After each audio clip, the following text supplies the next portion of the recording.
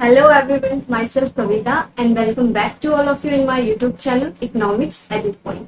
अगर आप इस चैनल पे नए हैं तो प्लीज मेरे चैनल को सब्सक्राइब करें एंड बेल आइकन को प्रेस करें फॉर द लेटेस्ट अपडेट्स के। ओके, लास्ट क्लास में हमने चैप्टर 2 ओवर किया था माइक्रो इकोनॉमिक्स का, जिसमें हमने पढ़ा था consumer equilibrium with indifference curve analysis. So वहां हमारा कंज्यूमर इक्विलिब्रियम का टॉपिक जो था वो ओवर हुआ।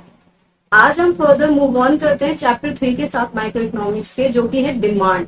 डिमांड क्या होती है? सो बेसिकली डिमांड होती क्या है? एज अ सिंपल लैंग्वेज में हम बात करें, डिमांड यानी मांग, किसी चीज की मांग करना। तो बेसिकली वही डिमांड है। लेकिन इन इकोनॉमिक टर्म्स में डिमांड इतने सिंपल नहीं है।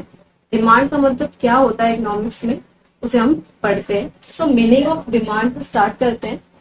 Demand is the quantity of a commodity that a consumer is willing and able to buy at each possible price during a given period of time। जब भी हम demand की definition करें तो हमें ये दो चीजें हमेशा लर्न रखनी है, willing and able to buy, यानी विलिंगनेस और एबल टू बाय। विलिंगनेस होनी चाहिए और एबिलिटी होनी चाहिए उसको बाय करने की, उसको खरीदने की। एट ईच पॉसिबल प्राइस, जो प्राइस चल रहा है उसके हिसाब से, during a given period of time, और उस टाइम। फॉर एग्जाम्पल, एक कंज्यूमर है, उसकी इच्छा है, उसकी विलिंगनेस है कि वो एक कार खरीदना चाहता है। ओके,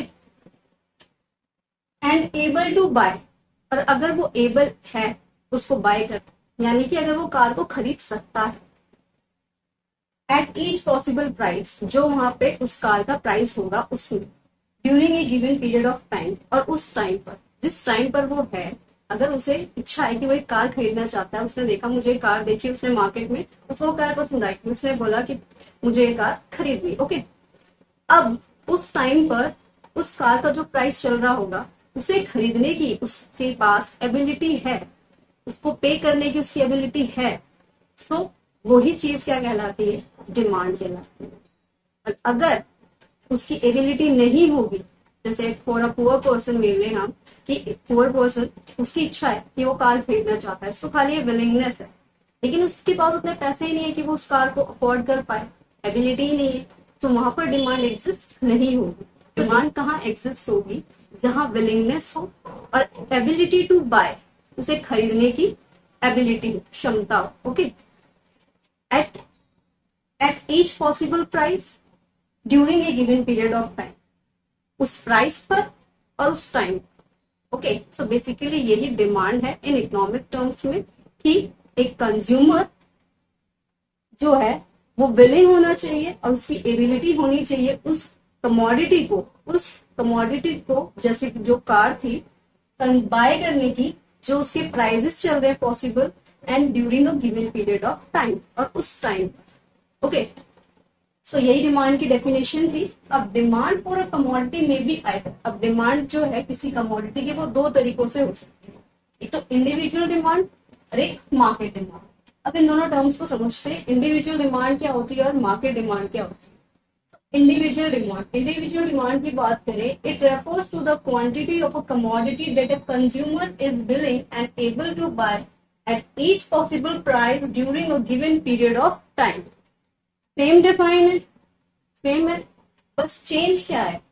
सिर्फ अगर हम एक इंडिविजुअल पर्सन की बात कर रहे हैं, इंडिविजुअल पर्सन की बात करेंगे, इंडिविजुअल कंज्यूमर की बात करेंगे, सो वो इंडिविजुअल डिमांड कहलाएगी। ओके, उसकी willingness and ability to buy at each possible price during a given period of time, वो डिमांड कहलाएगी इंडिविजुअल डिमांड। सिर्फ एक सिंगल इंडिविजुअल की बात हो रही है, वो कहलाएगी इंडिविजुअल डिमांड। और मार्केट डिमांड में क्या होगा? It refers to the quantity of a commodity that all consumers is willing and able to buy at each possible price during a given period of time. Means market demand क्या होती है? Same ही है, बस यहाँ पे एक consumer है, यहाँ पे ऑल कंज्यूमर्स। मीन्स यहाँ पर अगर हम एक कंज्यूमर की बात करें तो वो हमारी इंडिविजुअल डिमांड कहलाती है। अगर हम सभी कंज्यूमर्स की बात करें, मार्केट में जितने कंज्यूमर्स है, ऑल कंज्यूमर्स, उनकी बात करें, उनकी डिमांड की बात करें, तो वो हमारी मार्केट डिमांड कहलाती है। ओके, सो हमने समझा डिमांड क्या है। Demand is the quantity of a commodity that a consumer is willing and able to buy. Consumer के पास विलिंगनेस होनी चाहिए, इच्छा होनी चाहिए और एबिलिटी होनी चाहिए उस कमोडिटी की क्वांटिटी को बाय करने की एट ईच पॉसिबल प्राइस, जो उसका पॉसिबल प्राइस उस टाइम पे हो during a given period of time, और उस टाइम उसे ही हम कहते हैं डिमांड यानी मांग। डिमांड फॉर ए कमोडिटी में भी आइदर डिमांड दो तरीके की होती है, individual demand and market demand. अगर एक कंज्यूमर की बात करी जाए तो वो इंडिविजुअल डिमांड कहलाती है, और अगर ऑल कंज्यूमर्स की बात करी जाए मार्केट में सो वो मार्केट डिमांड कहलाती है। ओके, नेक्स्ट अब हम पढ़ते हैं डिटर्मिनेंट्स ऑफ डिमांड। डिमांड के क्या डिटर्मिनेंट्स हैं, क्या क्या फैक्टर्स हैं। ओके, अब हम पढ़ते हैं डिटर्मिनेंट्स ऑफ डिमांड या फिर factors affecting demand. Determinants demand के या फिर फैक्टर्स अफेक्टिंग एक ही बात है, ऐसे फैक्टर्स जो कि अफेक्ट करते हैं डिमांड को। ओके, सो हमने पढ़ा था दो डिमांड है हमारी, individual demand and market demand. Individual, जब एक कंज्यूमर के इंडिविजुअली की बात करी जाए सो वो इंडिविजुअल डिमांड कहलाती है, एंड ऑल कंज्यूमर्स की बात करी जाए मार्केट में सो वो मार्केट डिमांड कहलाती है। सो हमारी इन दोनों डिमांड्स को अफेक्ट करने वाले कौन कौन से ऐसे फैक्टर्स हैं जो उन्हें अफेक्ट करते हैं। सो डिटर्मिनेंट्स ऑफ डिमांड यानी फैक्टर्स जो अफेक्ट करते हैं डिमांड को, वो दो तरह के हैं, दो उसमें हमने इसको इलैबोरेट कर दिया है। फर्स्ट है प्राइस ऑफ द कमोडिटीज और बाकी है other factors. Price of the commodity, price of the commodity ये मेन फैक्टर है जो कि डिमांड को अफेक्ट करता है। फॉर एग्जाम्पल, हमने लास्ट क्लास में पढ़ा कि अगर प्राइस और डिमांड में जो भी है इनवर्स रिलेशनशिप होता है। अगर किसी चीज का प्राइस बढ़ रहा है, जैसे हमने एप्पल्स एंड बनानास वाले एग्जाम्पल लिए थे लास्ट क्लास में, कि अगर एप्पल के प्राइसेस बढ़ रहे हैं सो क्या करेंगे, हम उसकी डिमांड को कम कर देंगे।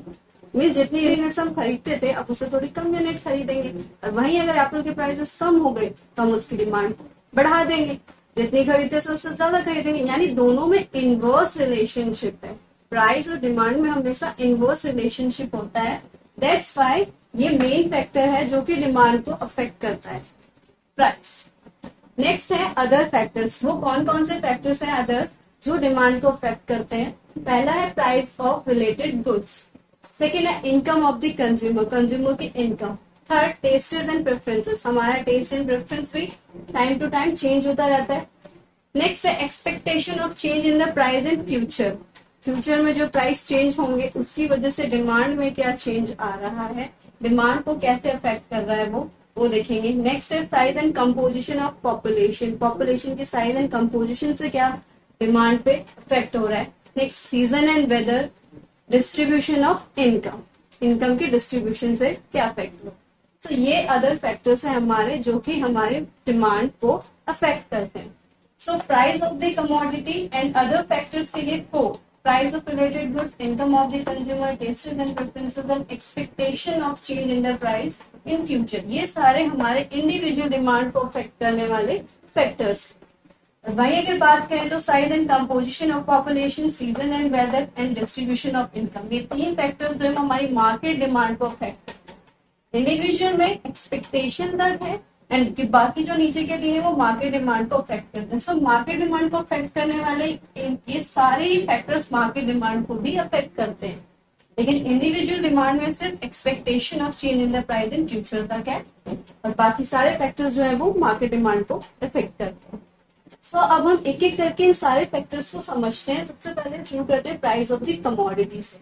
So price of the commodity क्या होता है, this is the most important factor affecting demand for the given commodity.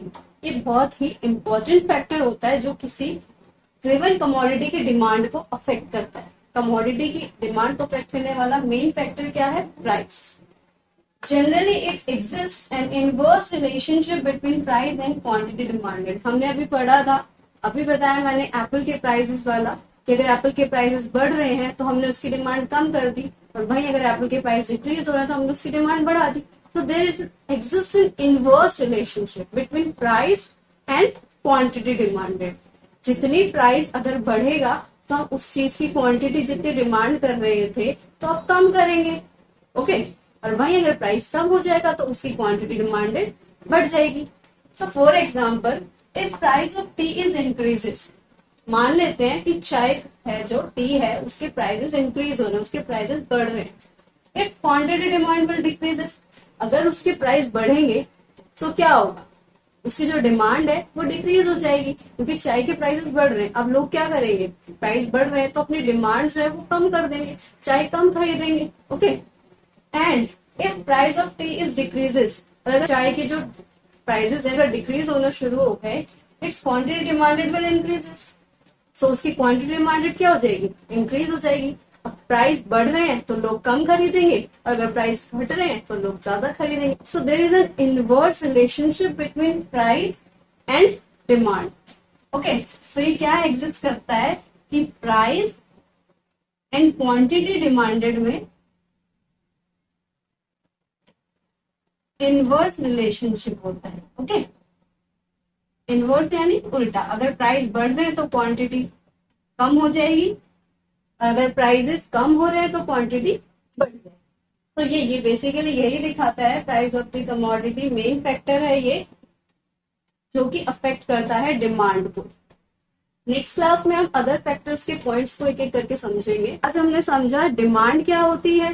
Demand यानी विलिंगनेस एंड एबिलिटी टू पे। ये दो वर्ड जो हमारे डिफाइन में जरूरी होने चाहिए कि विलिंगनेस होनी चाहिए किसी भी कमोडिटी के लिए, उसको कंज्यूम करने के लिए हमारी इच्छा होनी चाहिए, और हमारे पास एबिलिटी होनी चाहिए कि हम उसको कंज्यूम कर पाए, पे कर पाए at a possible price and at given period of time. एक उस पॉसिबल प्राइस पे जो उसके प्राइसेस चल रहे हैं और उस टाइम पर हमारे पास एबिलिटी होनी चाहिए कि हम उसको पे कर पाए और उसे कंज्यूम कर पाए। बेसिकली वही डिमांड होती है। डिमांड हमने पढ़ा दो तरह की होती है, individual demand and market demand. Individual demand अगर एक कंज्यूमर की डिमांड की बात करें तो वो इंडिविजुअल डिमांड कहलाती है, और वहीं अगर हम सारे कंज्यूमर्स की डिमांड की बात करें मार्केट में तो वो हमारी मार्केट डिमांड कहलाती है। नेक्स्ट हमने पढ़ा कि फैक्टर्स यानी डिटर्मिनेंट्स जो है अफेक्ट करते हैं हमारी डिमांड को। हमारी दो डिमांड है, इंडिविजुअल एंड मार्केट डिमांड हमने पढ़ा था। सो दो क्या थे वो एलैबोरेट कर रहे थे हमने, price of the commodity and other factors. So price of the commodity हमारा मेन फैक्टर है जो कि अफेक्ट करता है, वो इंडिविजुअल डिमांड को भी अफेक्ट करता है, वो मार्केट डिमांड को भी अफेक्ट करता है। एंड अदर फैक्टर्स में price of related goods, income of the consumer, tastes and preferences, expectation of change in price in future, size and composition of population, season and weather, distribution of income. जिसमें हमने देखा कि ऊपर के चार factors जो है इंडिविजुअल डिमांड को अफेक्ट करने वाले फैक्टर्स हैं, एंड बाकी के नीचे वो हमारे मार्केट डिमांड को है। मार्केट डिमांड को ओवरऑल सारे फैक्टर अफेक्ट करते हैं, लेकिन इंडिविजुअल डिमांड को सिर्फ एक्सपेक्टेशंस तक वाले फैक्टर्स ही अफेक्ट करते हैं। जिसमें हमने आज फर्स्ट फैक्टर पढ़ा प्राइस ऑफ द कमोडिटी। हमने देखा प्राइस और डिमांड में एक इनवर्स रिलेशनशिप होता है। अगर किसी कमोडिटी के प्राइसेस इंक्रीज होते हैं तो हम उसकी क्वांटिटी की डिमांड कम कर देते हैं, और वहीं अगर उसके प्राइसेस डिक्रीज होना शुरू हो जाते हैं तो हम उसकी क्वांटिटी डिमांडेड को बढ़ा देते हैं। So there exist an inverse relationship between price and quantity demanded. Okay, so next class में हम फर्दर अदर फैक्टर्स को ही कंटिन्यू करेंगे एक एक करके। आज की क्लास में बस इतना ही। आज की क्लास से रिलेटेड अगर आपको कोई भी क्वेरी हो तो आप मुझे कमेंट सेक्शन में पूछ सकते हैं।